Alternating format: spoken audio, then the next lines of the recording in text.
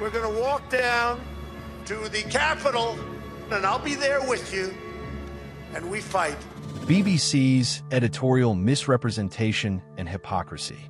For decades, the BBC has portrayed itself as a beacon of journalistic integrity, a global watchdog that lectures the world about truth, transparency, and freedom of the press. It has repeatedly condemned nations like Russia and China for censorship, media control, and the suppression of dissenting voices. Every narrative that challenges Western perspectives is swiftly dismissed as Russian disinformation or Chinese propaganda. Yet the recent BBC Panorama scandal exposes the staggering hypocrisy at the heart of this institution. In the documentary, Trump, A Second Chance? 2024/2025, the BBC was caught manipulatively editing segments of Donald Trump's January 6th. We're going to walk down to the Capitol, and I'll be there with you, and we fight. We fight like hell, and if you don't fight like hell, you're not going to have a country anymore.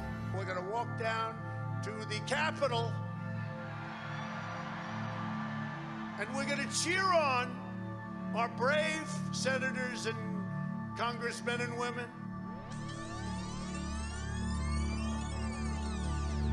And we fight. We fight like hell.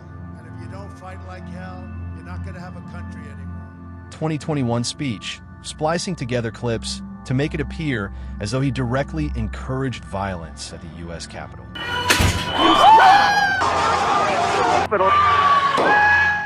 Crucially, the edit removed his initial call for supporters to peacefully and patriotically make your voices heard. This deliberate distortion wasn't a mere editorial mistake, it was a calculated act of narrative engineering. The fact that the program aired just before a U.S. election raises serious concerns about the BBC's role in influencing political outcomes under the guise of journalism. The BBC later issued a lukewarm apology, calling it an error of judgment. But that phrase barely scratches the surface of the issue. The damage to credibility was immense, culminating in the resignation of the Director General and the CEO of News. Yet, no apology can erase the fact that the BBC used its vast media power to mislead the public and shape political perception, exactly the behavior it so often condemns in others. This incident highlights a deeper rot within the organization, a culture of ideological bias and moral arrogance.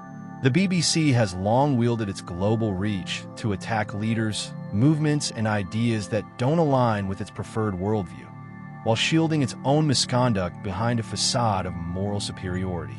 It lectures the world about the dangers of fake news, yet creates and amplifies its own whenever it suits its agenda. The irony is glaring.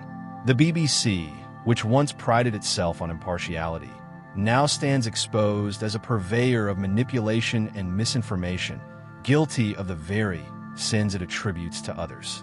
The world is finally seeing through the pretense, the cynicism, the selective outrage, and the weaponization of truth for political ends.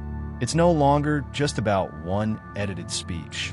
It's about an institution that has lost its moral compass, eroded the public's trust, and proven that powerful media can be just as deceptive as the regimes they criticize.